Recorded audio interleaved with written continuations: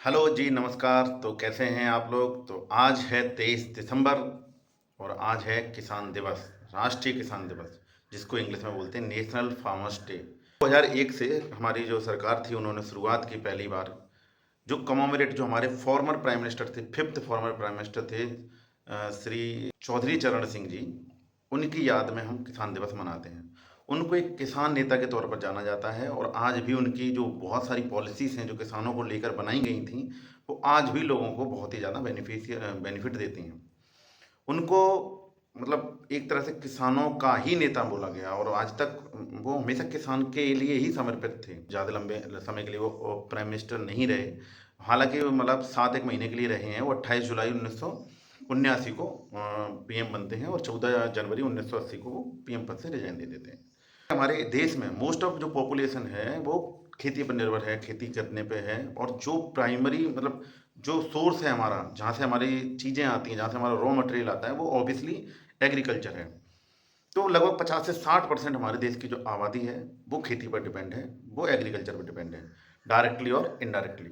India में जैसे कि हम गन्ना उगाते हैं, धान उगाते हैं, गेहूँ उगाते हैं, सरसों उगाते हैं, है ना? जैसे गेहूँ में, चीनी में, चावल में। तो इंडिया बहुत सारे उसमें लीडिंग भी है वर्ल्ड में, ठीक है?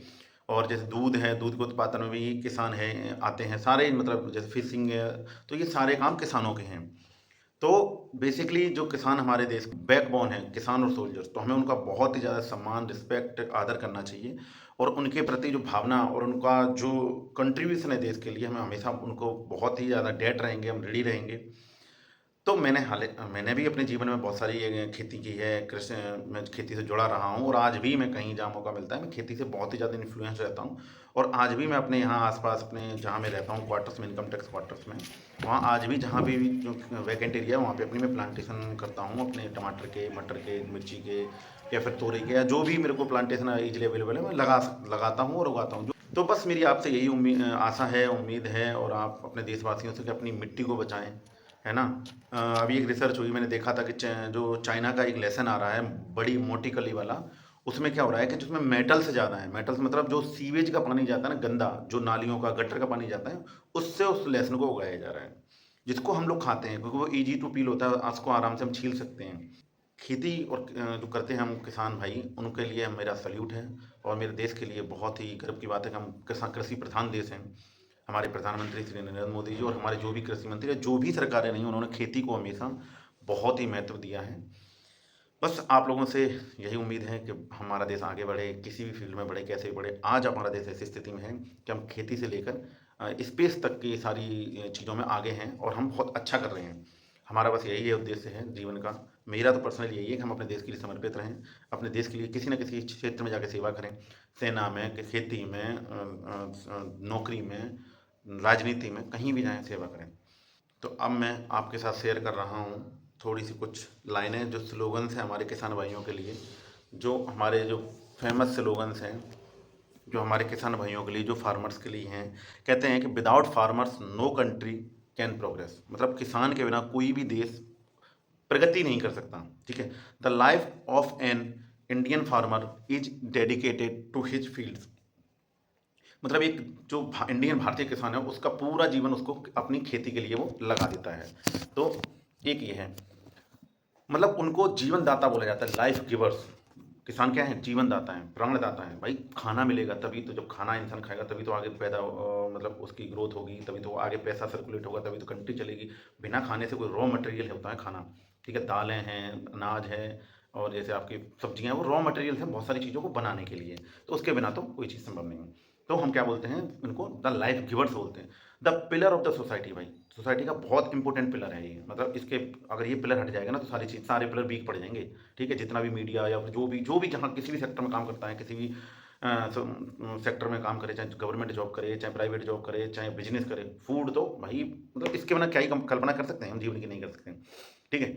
फिर हम इसको बोलते हैं the job most can not handle, मतलब ये ऐसा काम है कि ज़्यादातर लोग इसको नहीं कर सकते, क्योंकि इसमें बहुत ही ज़्यादा मेहनत लगती है, बहुत ही ज़्यादा पेशेंस रखना पड़ता है, बहुत ही ज़्यादा मतलब ये इन्वेस्टमेंट के बाद फसल आएगी कि नहीं आएगी, क्योंकि बहुत सारे क्लाइमेट चेंजेस होते हैं, बहुत सारी डिसीज हो जाती हैं, प्रॉब्लम्स हो जाती हैं फसल में। तो फिर भी ये ऐसी एक जॉब है जिसको ज़्यादातर लोग नहीं कर सकते, ऐसा एक स्लोगन है इसके लिए, ठीक है। और जो किसान होता है उसको बोलते हैं द क्रॉप मैजिशियंस, मतलब फसल का जादूगर, है ना, फसल उगाना और फसल का जादूगर बोलते हैं। Agriculture is the most healthful work to do, कि जो एग्रीकल्चर खेती है, किसान है जो खेती करता है, अपना बराबर मेहनत करता है खेतों में, वो बीमार नहीं पड़ता, क्योंकि वो मिट्टी से जुड़ा रहता है और हमारे प्राकृतिक संसाधनों से जुड़ा रहता है, और वो वही खाता है जो वो उगाता है, ठीक है। और वो अपने खेतों से, वातावरण से, पर्यावरण से, नेचुरल चीज़ों से जुड़ा रहता है, तो नेचर उसको कहीं ना कहीं इम्यूनिटी दे देती है बीमारियों से लड़ने के लिए। तो और वो जब मेहनत करता है तो उसकी सारी मसल्स, सारा बॉडी, सारा ब्रेन एकदम फिजिकल और मेंटली एक्टिव रहता है, तो जिससे उसको बहुत ज़्यादा बेनिफिशियल मिलता है, ठीक है। Agriculture you can't live without it. Agriculture क्या है, मतलब एग्रीकल्चर कॉमा, मतलब एक किसान जो होता है उसके लिए एग्रीकल्चर ही सब कुछ है, वो उसके बिना नहीं जी सकता है, उसके बिना नहीं रह सकता है, ठीक है। जैसे मेरे अंदर भी एक कीड़ा है खेती करने का, बिजनेस मतलब खेती करने का, फसल उगाने का, कुछ ना कुछ पौधे लगाने का, तो ये मेरे अंदर एक बहुत अच्छा कीड़ा है, ठीक है। We know how to treat our soil, मतलब जो किसान भाई हैं हमारे और हम जो इंडियंस हैं, वो हम जानते हैं हमारी फसल को, हमारी सॉइल को कैसे ट्रीट करना है।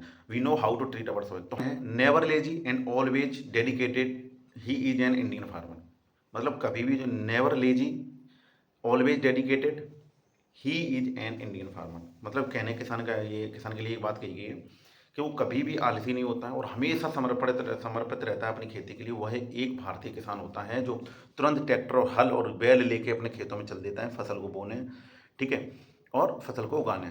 तो बस हमें बहुत अच्छे से अपनी ट्री सॉइल को, बहुत ये एक मतलब ऐसी चीज़ है जो करोड़ों सालों तक हमें ले जानी है, जब तक धरती पर, पृथ्वी पर लोग हैं तब तक हमें वो सॉइल लेके जानी है। तो हमें उस सॉइल को, जैसे कि सदगुरु हैं हमारे जो अ, जग्गी वासुदेव जी सदगुरु जी हैं, जो उन्होंने पूरे वर्ल्ड में कैंपेन की सेव सॉइल। अगर हम सॉइल को नहीं बचाएंगे तो देखो प्रोड्यूस। अब मैं किसान के ऊपर एक पोएम बोलूँगा जो कि बहुत ही फेमस पोएम है, जो कि एक राइटर है निशिता, उन्होंने लिखी है, जो मैं आपको बताता हूँ। Life without food, okay, life without food मतलब बिना खाने के जीवन, is like a tree without roots. ऐसा है कि जैसे एक पेड़ है, उसकी जड़ें नहीं है, जहाँ जहाँ भी भोजन या फिर कुपोषण या फिर हंगर है वहाँ के लोग बहुत, जैसे अफ्रीका की बहुत सारी कंट्री देख लो, वहाँ के लोगों के पास खाना नहीं है सफिशिएंट। तो वहाँ क्या है, मतलब कि फूड स्कार्सिटी है, जिससे क्या होता है उनको, वहाँ के लोग, बच्चों के पूरा ही डेवलपमेंट नहीं हो पाता, ठीक है। Life without food, okay, is like a bad dream come true. आप कल्पना करो, ये कह रहे हैं कि बिना खाने के जीवन, बिना खाने के जीवन एक ऐसा भयानक बुरा सपना है जो सच हो जाए। अगर वो सच हो गया बिना खाने, जैसे अभी इजराइल और हमास का युद्ध चल रहा है, तो जो गाजा पट्टी में लोग रहते हैं उनको खाने के लाले पड़ गए, खाना नहीं है उनके पास, पैसे हैं डजन मैटर, खाना चाहिए लोगों को, पैसे थोड़ी खा लेगा कोई भाई, पैसे या फिर ये तो एक संसाधन है, ये हमने जोड़ रखा है। तो बेसिकली हमें क्या चाहिए, खाना, भाई खाना, खाना चाहिए, पानी चाहिए, देखो पानी मिल जाएगा, मतलब ऐसे माने हवा में मिली जाती है नेचुरल, तो ये फ्री के हो गए, पानी मिल जाए। खाना हमें उगाना पड़ता है, कमाना पड़ता है, ठीक है, या मांगना पड़ता है, तो हमें उगाना पड़ेगा, काटना पड़ेगा, तब वो खाना मिलेगा, ठीक है, तो हो जाए। Food comes from farms, food comes from farms, food कहाँ से आता है, खेतों से, खाना कहाँ से आता है, खेतों से।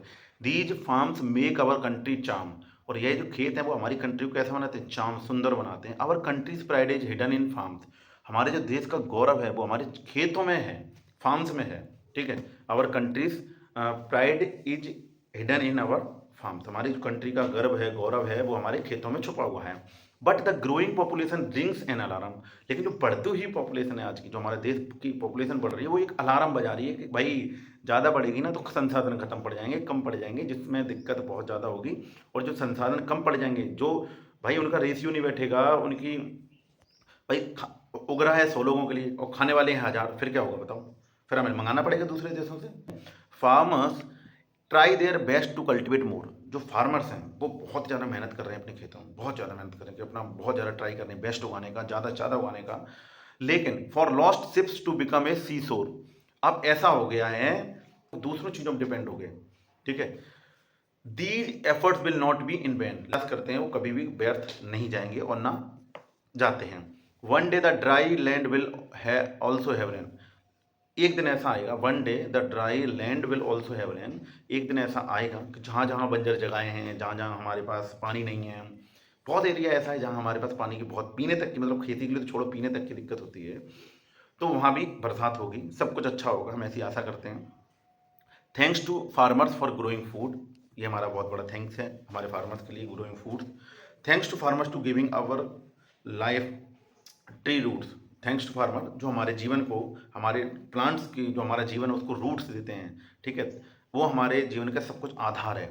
तो हम मिलते हैं, मेरे वीडियो को आगे देखें जिसमें हम आपको बताएंगे कि यहाँ तमिलनाडु में लोग कैसे खेती करते हैं, क्या क्या उगाते हैं। जैसे यहाँ ज़्यादातर धान उगाते हैं ये लोग, ठीक है। ये कोई मतलब फसल, तीनों फसल साइकिल में धान उगाते हैं, नारियल उगाते हैं, सुपारी उगाते हैं, और यहाँ पे चारा जो होता है ना, फुडर जानवर के लिए, वो उगाते हैं। गन्ना है, होता है, मक्का होता है, सारा होता है, ठीक है। तो मिलते हैं आगे वीडियो में। जय हिंद। ये है मेरे ऑफिस के आसपास के गांव का नज़ारा। देखिए कितना सुंदर खेत हैं और सब कुछ बढ़िया है। कुछ कहना चाहेंगे जी तमिलनाडु के क्या गाँवों कहेंगे, के इतनी बारे में? खूबसूरती, इतनी जन्नत में रहते हैं ना, बड़ा अच्छा लगता है यार। अच्छा। मतलब ऐसे निकलते हैं ना हम लोग, आते हैं, कहते हैं कहाँ देखो कितने लगे। खैर खेतों में तो हमने भी काम किया है यार, बहुत काम ये इधर ये किस लिए खेत तैयार हो रहा है किया। ये आप? सर इसमें धान लगाया जाएगा। धान? हाँ वही अपने आप सेम पैटर्न वही है, मतलब ये लोग क्या है, 3 टाइम धान ही लगाते हैं, तीनों बार। अच्छा। हाँ इनको तीनों बार से धान की फसल करनी होती है। ये हमारे अंकल जी हैं, ये धान को खेत तैयार कर रहे हैं एक। देखो ये अब यहाँ पे धान लगेगा। अभी मंथ कौन सा चल, नॉर्थ में क्या होता है कि जैसे गेहूँ की फसल बोई जाती है, लेकिन यहाँ पर ये धान लगाएंगे। और उधर वाले खेत में देखो आप, वो देखो धान लगे ही ऑलरेडी खड़े हैं। तो ये क्या करते हैं साउथ में, मतलब ज़्यादातर तीनों टाइम, तीनों बारी धान लगाते हैं, ठीक है। तो और पीछे है पहाड़। ये है देखो साउथ का नज़ारा, बहुत सुंदरता है यहाँ, बहुत खूबसूरती है, बहुत हद से ज़्यादा।